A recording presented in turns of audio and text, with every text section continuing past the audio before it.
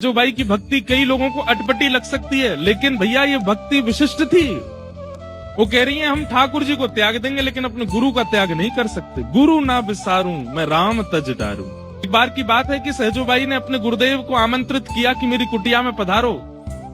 हैं ठाकुर जी बोले आज सहजो की भक्ति की परीक्षा लूंगा मैं। परीक्षा हुई कि सामने से गुरुदेव आ रहे हैं और गुरुदेव के ठीक बगल में देखा ये कौन आ रहा है। तभी देखते हैं कि श्याम सुंदर चले आ रहे हैं, ठाकुर जी भी आ रहे हैं।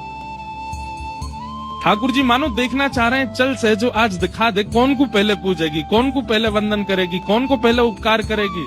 खुद से पूछा, जब मैं सहजोबाई का प्रसंग पढ़ रहा था तो मैंने खुद से पूछा यदि कभी मेरे गुरु और गोविंद दोनों आ रहे होंगे तो मैं क्या करूंगा। पूछो अगर आपके घर आपके गुरु भी आ रहे हैं और साथ में श्री राधारमण जी भी आ रहे हैं तो आप क्या करोगे। मैंने मुझसे जब खुद से पूछा कि मेरे घर अगर ऐसा होता तो मैं क्या करता, तो मेरे मन में उत्तर आया मैं गुरुदेव को भी अपने बगल में खड़ा करके ठाकुर जी का स्वागत करता।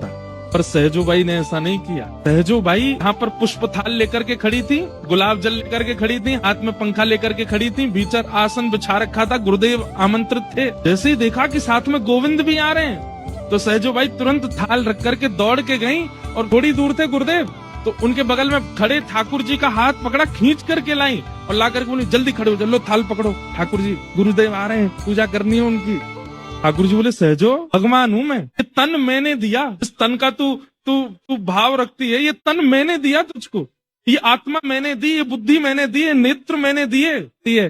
तन आपने दिया, बुद्धि आपने दी, नेत्र आपने दिए, पर इनका सदुपयोग उन्होंने दिया है, इनका सदुपयोग तो उन्होंने दिया। अगर ये ना आए होते तो तन प्राप्त करके भोग भोगने के लिए कोई गलत नहीं था। तन तो आपने कितनों को दिया है, जीव आपने कितनों को दी, आंख आपने कितनों को दी, कान तो सबको दिए, पर वो अपने समस्त अंगों से गलत क्रिया कर रहे हैं। इसलिए तन देने का अभिमान मत करो ठाकुर जी, चुपचाप खड़े रहो, गुरुदेव आ रहे हैं। ठाकुर जी स्तब्ध हो गए। सहजोबाई की भक्ति